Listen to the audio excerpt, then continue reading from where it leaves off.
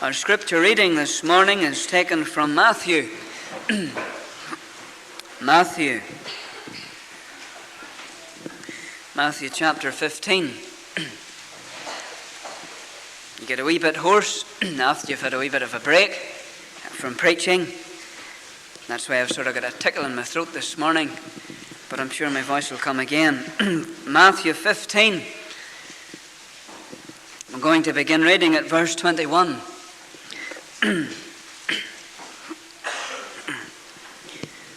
Verse 21. Then Jesus went thence and departed into the coasts of Tyre and Sidon.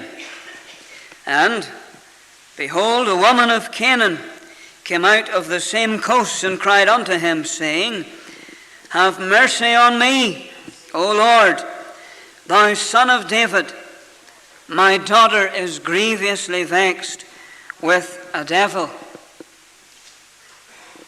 But he answered her not a word. His disciples came and besought him, saying, Send her away. Didn't want anything to do with her. For she crieth after us. But he answered and said, I am not sent but unto the lost sheep of the house of Israel. Then came she and worshipped him, saying, Lord, help me. But he answered and said, It is not meet to take the children's bread and to cast it to dogs. And she said, Truth, Lord. Yet the dogs eat of the crumbs which fall from their master's table. Jesus answered and said unto her, O woman, great is thy faith. Be it unto thee even as thou wilt. And her daughter was made whole from that very hour. And Jesus departed from thence, and came nigh unto the Sea of Galilee, and went up into a mountain, and sat down there. Now we want to turn over also to Mark chapter 7. Mark chapter 7. The verse 24 is a parallel reading. But you always find something extra whenever you get a portion mentioned twice or even three times. There's always something extra for us to see and to note. Mark 7:24. And from thence he arose and went into the borders of Tyre and Sidon. Same portion.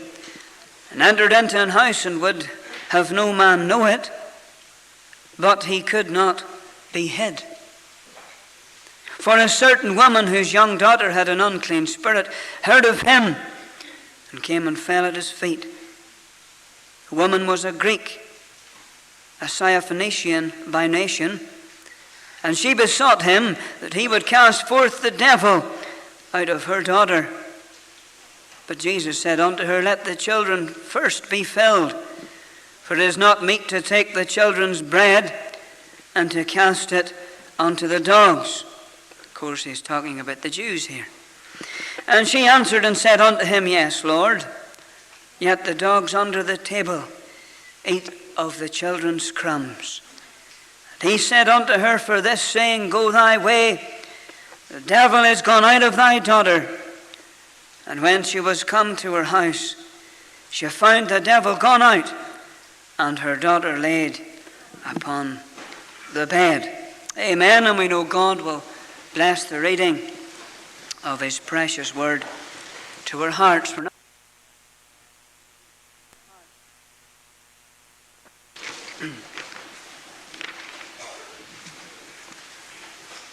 We're going to give you this morning some details of how the Lord has called me to the land of Australia, and especially to the little work in Loch. Now, if you get a prayer card on the way out, you'll notice a picture of Australia, or a drawing of Australia, and Loch's just at the bottom. Australia's sort of like a boot, and I'm just at the bottom, boot turned upside down. I'm just at the bottom of that country, The Reverend Michael Patrick is on the coast, on the Erne Peninsula. Now, the Reverend Patrick is 95 miles from me. Our brother Mark Peden, who was out there for 2 years, and who's home, he's in a place called Whyalla, and that's 156 miles from me. So the little churches are well spaced out. The area of land that my work will be in is a 30-mile radius. It's 60 miles across. It's roughly from here to Portavogie. And you don't get tarmac roads out there as much as you get them here. The only tarmac road you get is the A road. They've only finished or completed the tarmacking of the road the whole way around Australia. I think it was in the early 80s. So they're pretty new. The majority of the roads that I'll be working on are called dirt roads. Now these are sandy roads with hard pebbles, and you run a roller over them and it hardens them up. And they're all right in the summertime when the sun's hot and keeps the place dry. They're a little bit dusty. I'm sure you've seen pictures of the Wild West and these folks driving up these roads in the dust, leaving a trail of dust behind them. Well, that's what the roads are like in the summertime. But in the wintertime, they're quite different. Because once the rain falls, the road gets into very rough conditions. Potholes, and there's muck. And as I would say, where I come from, Glar. If you know what Glar is, maybe you don't. You can ask a Coleraine man someday. There's muck everywhere. And the roads become very treacherous and dangerous. And perhaps, as you know, I was out there last year, had the opportunity to go out to see the work at Loch, and I had to drive a little Datsun, a 180B, and it was quite an experience. Of course, I'm out in July time, and that's their winter. The seasons are the opposite to our seasons. And these were the type of roads I came across, so they're very treacherous. And also you have an animal out there called a kangaroo. You've all heard of them, and they're lovely to watch in the zoo, and you can even pet them and feed them. But they're a real hazard in Australia upon the roads. Because you see, when you're driving along the roads, you'll come across a sign with a large kangaroo on it and a stroke through it. That means you're coming into kangaroo territory. And what that means is you have to slow up in your car. You know the way when you're driving along the road here and a little rabbit comes out, it doesn't cause too much havoc if you get slowed down fair enough, and if you don't, while you hit it, it doesn't cause too much damage. But you can imagine a 6-foot kangaroo jumping out the same as a rabbit. You'd need to get around it, or you'd need to get stopped, for you certainly couldn't go through it. Now that's a danger, that's a real hazard. Our brother Trevor Spears, who is an elder, writes to me, and he has told me just recently, within the past 2 months, that a kangaroo came out one night as they're travelling home from church and bashed up the front of his van, $2,000 worth of damage. So they're a real hazard. They can cause accidents and loss of life. There's also, of course, snakes. Not too many like snakes, I'm sure. Some snakes, of course, are very harmless. I've caught snakes in Wales, little grass snakes. You can catch them, and they're very harmless indeed. But the snakes out in Australia you don't catch. You let them go on their way. And you have to keep your grass very short so that you can see them if they come into your garden. Now, the fella next door to me in Banbridge, he likes to keep his grass pretty long, about 2 feet. And I had her brother Mark and his wife up for a chat just when they get home, and I was showing them out the back window. And of course I've been cutting my grass that day. And Julia, she looked out and she says, "Look at that garden." I says, "I likes to keep his grass long." She says, "You wouldn't do that in Australia." I says, "Why not?" She says, "Because the snakes would be living in it. It would be a second home to them. So you have to keep your grass pretty short in Australia. Concerning the churches in Loch, there are 5, including the Free Presbyterian Witness. The Free Church has only really begun this past year, and God has really blessed. There's a Lutheran church in Loch, there's a Methodist church, there's a Uniting church, and there's a chapel in Loch, all in this little village.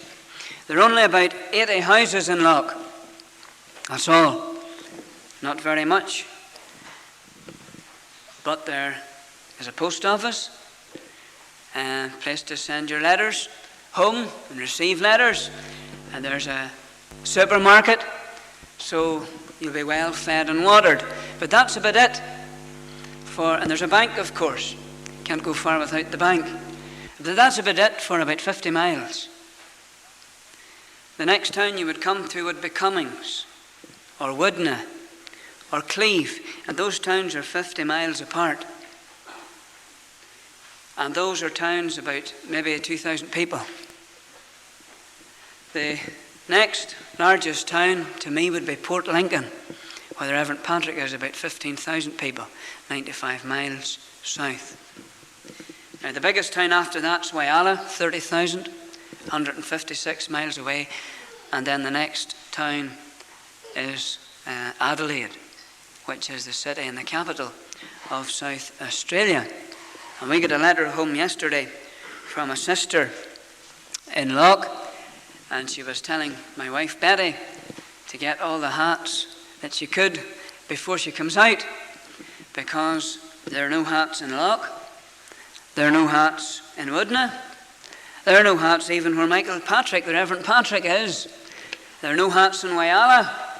You have to go 456 miles to Adelaide to get a hat. Not even a little berry for the children.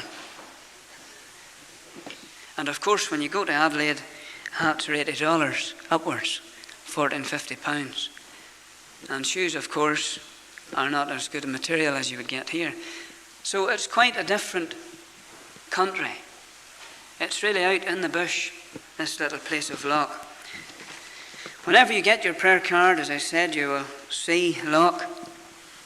I have it printed out on the prayer card, on the map. And this really is the area. Maybe it won't mean very much to you, but you can maybe identify with it when you get the prayer card. Loch is just here central, and around here is the area. That's the 60-mile diameter, 30 miles each way. So it's quite a distance. And the farmhouses can be 4 and 5 miles apart. So there's quite a lot of work to be done.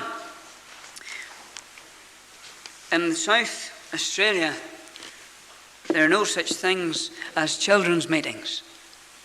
The churches don't have children's meetings the way we have children's meetings. They run camps.